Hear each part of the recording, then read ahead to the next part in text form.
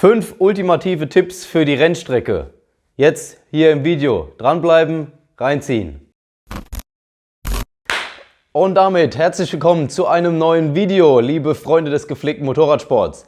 Weil das letzte Video zu den 5 Fehlern auf der Rennstrecke so gut angekommen ist, weil ich eben nicht diese klassischen Standardsachen wie Luftdruck prüfen und ähnliches aufgezählt habe, sondern einfach mal ein bisschen andere Sachen, die aber auch sehr, sehr wichtig zu beachten sind, mache ich heute genau das gleiche zu den 5 ultimativen Tipps für die Rennstrecke. Wer das Video zu den 5 Fehlern noch nicht gesehen hat, ich verlinke es euch hier oben nochmal, schaut gerne rein, könnt ihr auf jeden Fall noch was lernen. Fangen wir mal an mit Tipp 1 und der heißt Prioritäten setzen. Wenn grundlegend von meinem Fahrstil, von meiner Körperhaltung her alles auf dem Motorrad schon so weit passt, dass ich auf der Rennstrecke fahren kann und ich keine grundlegenden Fehler mehr mache, der sollte im nächsten Step versuchen, sich immer auf eine Sache auf der Rennstrecke zu fokussieren und zu konzentrieren. Es bringt nichts, wenn ihr viele Sachen versucht unter einen Hut zu bringen und das gleichzeitig zu lernen und zu üben. Ich weiß, Rennstreckentermine sind teuer und ich weiß, wenn man auf seinen Turn rausfährt, dann will man vor allem seine Zeit stetig verbessern.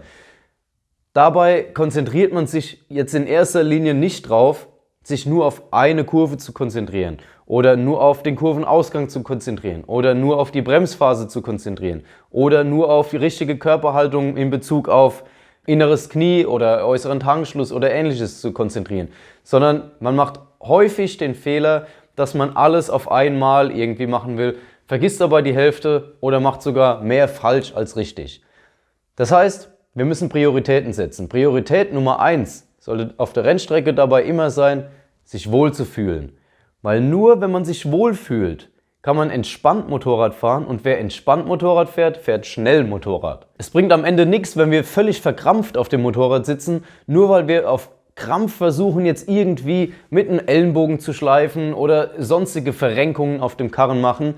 Wenn die grundlegende Körperhaltung passt, bringt euch das im ersten Step nicht viel Zeit, sondern es sind ganz andere Dinge viel wichtiger, die euch dann schneller werden lassen. Und ein Punkt davon ist definitiv, dass ihr entspannt fahrt, dass ihr ruhig auf dem Motorrad sitzt, dass ihr euch fokussiert auf die Sachen, die ihr euch vornehmt, sei es zum Beispiel immer dieselbe Kurve so lange üben und richtig treffen in jeder Runde, dass ihr das perfektionieren könnt und wenn das soweit drin ist, euch erst auf die nächste Kurve konzentriert, als dass ihr jetzt wirklich nur auf Krampf irgendwie versucht, euch da für die Fotos mit dem Ellenbogen auf den Boden zu schmeißen oder ähnliches. Wer genaueres zur Sitzposition nochmal wissen will, der schaut sich auch hier oben das Video nochmal zur Sitzposition und Körperhaltung an. Der zweite Tipp ist die richtige Linienwahl. Hier müsst ihr beachten, es gibt keine richtige, feste Ideallinie. Es ist immer ein Kompromiss aus kürzestem Weg und schnellstem Weg. Da irgendwo dazwischen liegt die Wahrheit. Wenn ihr MotoGP oder World Superbike guckt, da gibt es auch nicht die eine perfekte Linie. Jeder Fahrer hat da seine eigene Linie und am Ende sind sie trotzdem alle schnell und es sind nur ein paar Zehntel, die sie am Ende trennen. Deswegen achtet darauf, dass ihr für euer Motorrad und für euren Fahrstil die richtige Linie wählt. Fahrt ihr zum Beispiel eine 600er, müsst ihr gucken, dass ihr mehr Kurvenspeed mitnehmt. Fahrt ihr eine 1000er, müsst ihr schauen, dass ihr möglichst viel Geraden bildet und dadurch mehr V-förmig die Kurven durchfahrt, um schneller wieder beschleunigen zu können. Am Ende gilt aber immer eins: Versucht nicht zu lang als Hobbyfahrer euch selbst die Linie beizubringen. Dabei werdet ihr schnell an Grenzen stoßen und dabei merken, okay, ich werde nicht mehr schneller und fragt euch dann, woran liegt es? Wieso kann ich nicht schneller fahren? Wieso ist der und der schneller wie ich? Was macht der anders? Ihr sitzt ratlos da und versucht irgendwie am Ende auf Krampf mit mehr Risiko und mehr Wahnsinn, mehr Ambition irgendwie noch mehr Zeit rauszuholen, was dann am Ende wieder in der Sturzgefahr endet, die wir, wie ihr wisst, vermeiden wollen.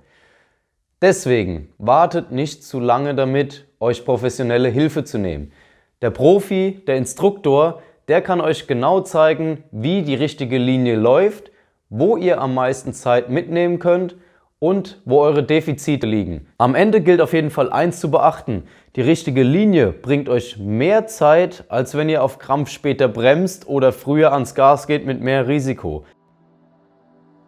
Hierbei kommen wir dann auch schon direkt zum dritten Tipp und der heißt Geraden finden. Beim Motorradfahren ist eine Sache ganz wichtig zu wissen. Das Motorrad ist nur auf der Geraden schnell. Im Vergleich zum Auto, was 4 Auflagefläche von den Reifen hat, was dadurch viel später bremsen kann und viel schneller durch die Kurve fahren kann, ist das Motorrad in der Kurve sehr, sehr langsam.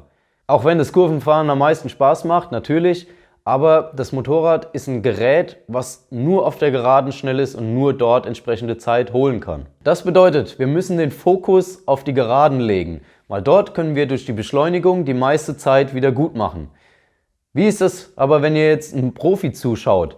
Der Profi, der fährt am Ende, am Scheitelpunkt, keine schnellere Geschwindigkeit oder kaum höhere Geschwindigkeit, als ihr das vielleicht macht. Er lässt viel schneller reinlaufen und nimmt mehr Geschwindigkeit auf der Bremse tief mit ins Kurveninnere, legt dann am Scheitelpunkt, wo ihr relativ ähnliche Geschwindigkeiten habt, zügiger um dann schnellstmöglich wieder hart ans Gas gehen zu können, um raus zu beschleunigen.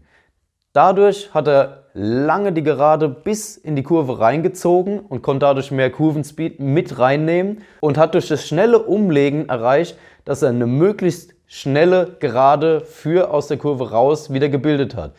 Dadurch ist der Profi wesentlich schneller und macht am Ende so viel Zeit gut.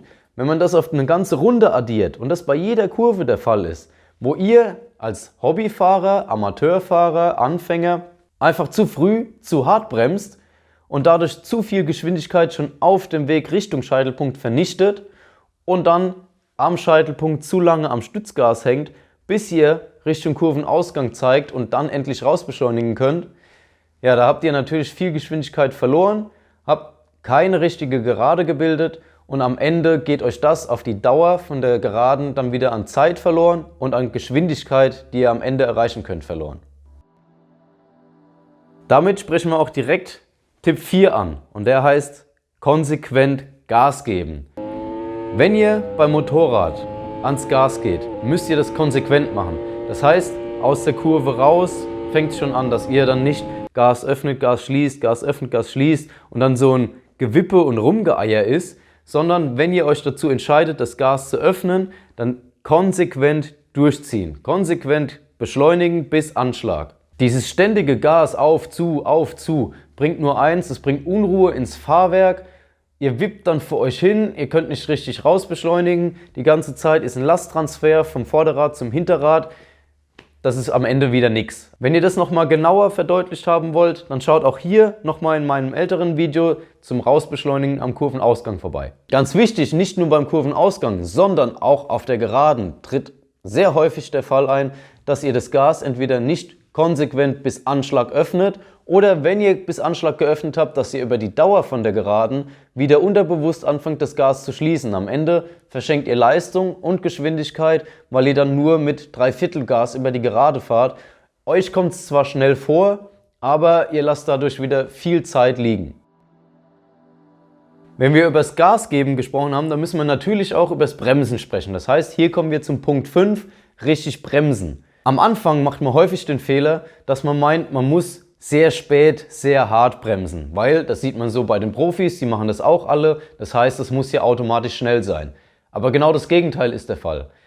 Dadurch, dass wir zu spät und zu hart bremsen, vernichten wir zum einen meistens viel zu viel Geschwindigkeit und zum anderen haben wir auf einmal den Tunnelblick und die Scheuklappen wieder auf, weil wir voller Panik von einer hohen Geschwindigkeit runterbremsen müssen für eine Kurve, unser Gehirn und unser Auge das nicht richtig verarbeiten kann und wir dann am Ende viel zu langsam sind für die Kurve. Man merkt es oft, wir bremsen voller Panik, hauen die Eisen zu, wenn wir da von, keine Ahnung, bestes Beispiel Hockenheim Parabolika auf die Spitzkehre zu runtergebrettert kommen.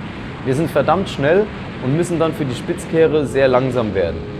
Deswegen fangen wir dann an, spät, hart zu bremsen, weil das bringt ja Zeit, hacken die Bremse zu, kriegen den Tunnel- und Panikblick, weil die Spitzkehre auf uns zukommt.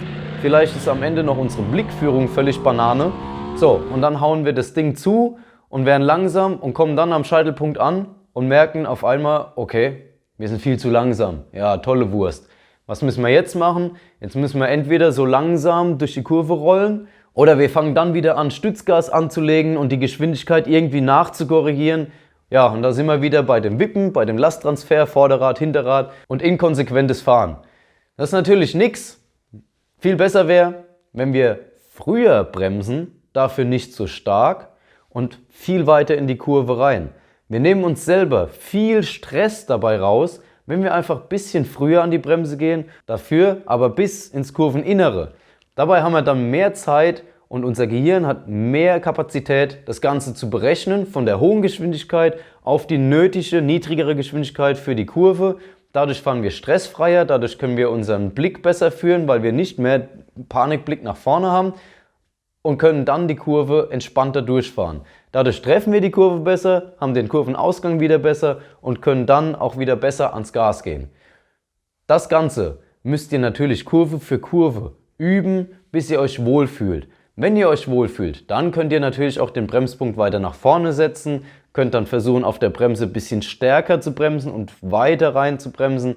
So immer, dass ihr euch in einem Wohlfühlbereich findet, ohne dass ihr euch jetzt irgendwie überfordert und stresst. Dabei lernen wir nämlich genau dieses Reinrollen lassen. Anstatt dass wir nämlich vor der Kurve komplett die Geschwindigkeit vernichten, trainieren wir uns hier an, dass wir mehr Speed mit in die Kurve reinnehmen, dass wir auf der Bremse Richtung Scheitelpunkt rollen lassen, um dann wieder ans Gas gehen zu können. Wenn ihr noch mehr Details wissen wollt zum Thema Bremsen, dann schaut auch gerne hier im Video vorbei. Da gibt es noch mehr Tipps dazu und Details, wie ihr das genau richtig macht. So viel zu meinen 5 ultimativen Tipps für die Rennstrecke. Wenn es euch gefallen hat und ihr was lernen konntet, lasst gerne ein Like da, kommentiert unten rein, was eure Tipps für die Rennstrecke sind und abonniert gerne meinen Kanal. Vielen Dank fürs Zuschauen, wir sehen uns beim nächsten Mal. Macht's gut. Ciao, ciao.